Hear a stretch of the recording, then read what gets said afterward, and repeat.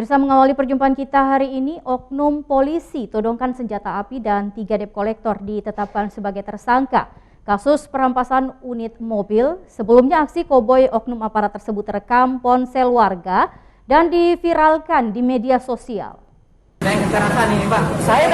Kasus penodongan senjata api oleh oknum polisi bersama 3 orang debt collector di kantor desa Bagepolak, Labu Api, Lombok Barat mendapatkan sorotan dari Perhimpunan Mahasiswa Islam Indonesia Cabang Mataram.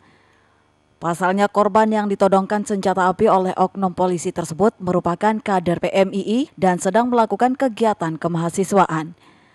Secara kelembagaan, Perhimpunan Mahasiswa Islam Indonesia menyesalkan dan mengecam tindakan oknum aparat bersama debt collector tersebut karena menodongkan senjata api dan disertai ancaman menembak korban. Korban ZA bersama keluarganya didampingi PMII telah melaporkan kasus tersebut dan ditangani Polres Lombok Barat. Kami harap Bapak Kapolda NTB, Bapak Kapolres Lombok Barat agar segera mengungkap dalang dan maksud itu ikut-ikutan ikut debt collector. Juga sangat kami secara kelembagaan juga merasa terganggu di acara kami, di acara Bapak PMI tidak ada pemberitahuan tiba-tiba langsung menyerah, langsung menyeret peserta dan juga dibawa kader kami juga anggota PMI juga dibawa satu. Terpisah, Kapolres Lombok Barat menjelaskan polisi memberikan atensi terhadap kasus dan video viral tersebut. Oknum polisi todongkan senjata api dan 3 debt collector yang terekam dalam video viral, statusnya telah ditetapkan menjadi tersangka kasus perampasan unit kendaraan. Kita sudah mengambil langkah-langkah penyelidikan, melakukan upaya-upaya pemeriksaan, mengumpulkan barang bukti di TKP, dan sampai saat ini terhadap kasus tersebut masih berada dalam proses penyidikan Polres Lombok Barat terhadap 3 tersangka yang sudah kita amankan. Saat ini sudah kita lakukan penanganan di Polres Lombok Barat. Jadi sekarang ini penyidik dan personil di Bitpropam Polda NTB sementara bekerja untuk memastikan apakah yang bersangkutan ini benar-benar seorang aparat kepolisian. Saat ini para tersangka menjalani penahanan di Mako Polres Lombok Barat sambil menunggu proses hukum lebih lanjut. Sementara oknum polisi kasusnya ditangani Propam Polda NTB.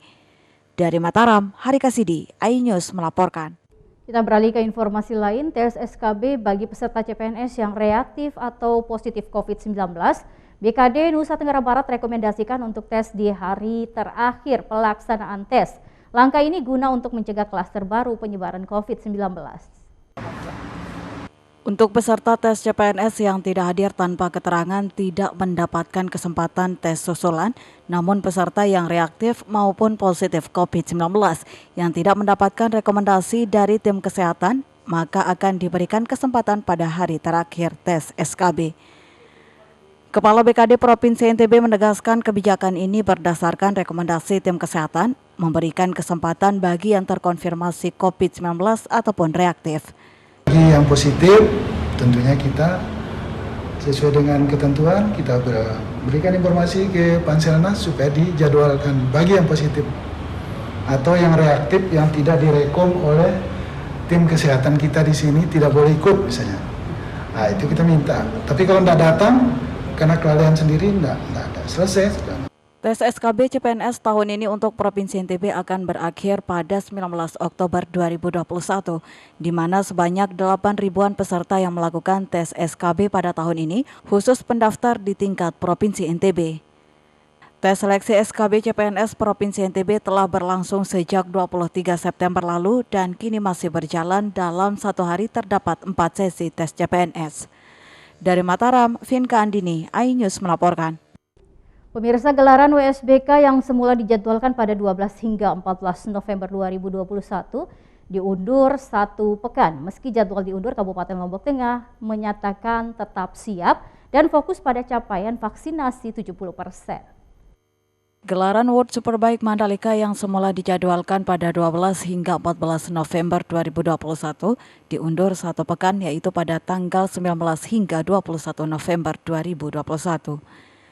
Ada beberapa pertimbangan sehingga jadwal World Superbike diundur, diantaranya terkait logistik dan pengiriman barang termasuk juga jadwal yang bersamaan dengan final MotoGP di Valencia.